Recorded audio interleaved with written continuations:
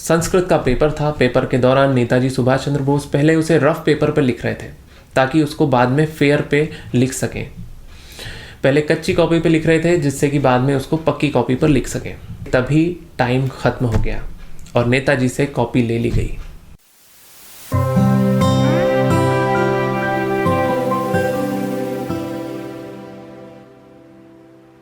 नमस्कार दोस्तों, आज हम जानेंगे नेताजी सुभाष चंद्र बोस ने पहले ही अटेम्प्ट में आईसीएस की एग्जाम कैसे क्रैक की। नेताजी की पूरी कहानी जानने के लिए इससे पहले वाला वीडियो जरूर देखें जिसकी मैं आई बटन में लिंक दे दूंगा। आप जानते हैं आईएएस की एग्जाम बहुत ज्यादा टफ होती है और हर साल लाखों लोग इस एग्जाम को देते हैं। अंग्रेजों के दौर में आईएएस का नाम आईसीएस था, इंडियन सिविल सर्विसेज। एग्जाम देने के लिए ब्रिटेन जाना होता था।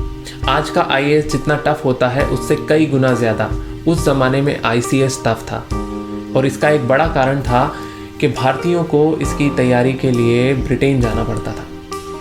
नेताजी के माँ बाप का सपना था कि नेताजी एक आईसीएस ऑफिसर बने और माता पिता के इसी सपने को साकार करने के लिए मन ना होते हुए भी नेताजी सुभाष चंद्र बोस ब्रिटेन गए।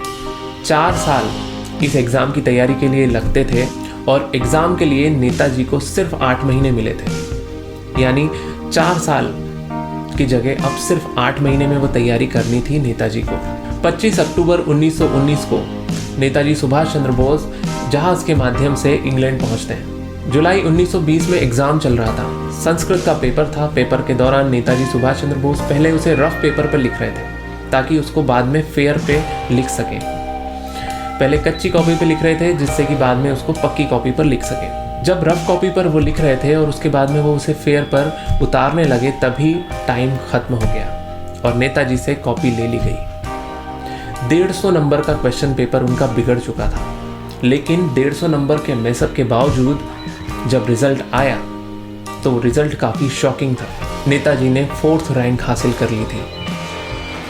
8 महीने की तैयारी, 9 सब्जेक्ट, 150 नंबर की गड़बड़ी और 4थी रैंक। जब ये खबर भारत में पता चली तो नेताजी सुभाष चंद्र बोस के सब जगह चर्चे होने लगे। लेकिन नेताजी इतने ज़्यादा खुश नहीं थे। दरअसल थी तो ये भी एक गुलामी ही और वो गुलामी बिल्कुल नहीं करना चाहते थे। वो अपने माता पिता को ये संदेश भेजते हैं, आपने पिछले टेलीग्राम में मुझे एग्ज़ाम में सफल होने के लिए बधाइयाँ दी थी, मुझे काफ़ी खुशी हुई, लेकिन मैं समझ नहीं पा रहा हूँ क्या सचमुच कुछ ऐसा सार्थक है जिसे मैंने इस एग्ज़ाम को क्रैक करके हासिल किया है।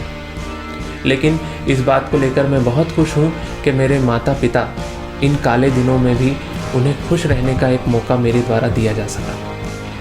ये उनके टेलीग्राम पर दिए गए मैसेज का अनुवाद है। तो दोस्तों, इस तरह से नेताजी सुभाष चंद्र बोस ने इतनी कठिन एग्ज़ाम को कड़ी मेहनत और संघर्ष के बाद क्रैक किया।